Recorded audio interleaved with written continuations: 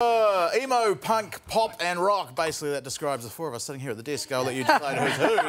But it also describes Fall Out Boy, whose world tour visited New Zealand this week. So we sent Mel Bracewell to meet them. Chicago rockers Fall Out Boy are back. Patrick, Joe, Andy and, oh my God, Dreamy Pete are the emo pop powerhouse that have led the scene for over 15 years. Their seventh studio album, Mania, debuted at #1 on the Billboard charts, showing they're clearly still fan favourites.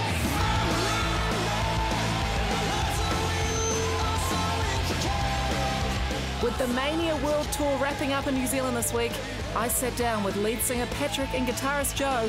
These guys are no strangers to travel, but as I found out, it's not always living the high life. The guy behind me put his foot up on my armrest for like the whole flight. How nude was his foot? It was in a sock. And then I'm sitting there thinking to myself, like, what kind of person is this? Is this someone who's a rude person? Well, is it obliviousness? Because I know I might have even been that guy. I've never been that guy, but you know, I mean, I could see, you know, not notice, you know, it's. I didn't notice that this wasn't my personal footrest. Yes. In-flight foot faux pas aren't the only issue they face. Plans to enjoy the full Kiwi experience the day before their concert were ruined by a little thing called geography. I don't know, you got a couple-hour flight and then you have the rest of the day off in a place. I was like, awesome. I had no idea how far Perth was from here. I just didn't ever stop to think about it. No, we got up at like 6 in the morning and got here at like midnight. So that was our big day off in New Zealand. It was great. Ready to move in. Oh, that's odd. You're moving here. No, great. moving here. Yeah, that's it. You heard it here first.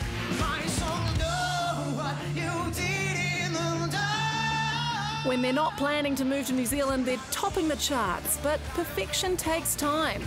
So how do they feel about having to delay the release of their new album, Mania? It was a difficult thing to actually discuss. I think all of us were like, yeah, it's going good, right? You know, and then at some point you kind of look around and go, yeah, no, we want to, okay, awesome. I'm so glad that you said it, that, you know, because then you can just actually get to work and change it. Not just like from a record label, but also from people from your fans that expect, like, you know, you've given them a release date and now you're taking it away and saying like, sorry, this isn't ready, it's still raw, we need to like, cook it some more. Are you getting that bombardment of tweets? I don't think I've been on any sort of social media thing since like 2015. I'm just kind of an old guy, I don't know. I think it's willful ignorance, so I think you're like, I'm not interested in this. I'm giving you credit. Take the credit. Okay, thank you. And then shut up.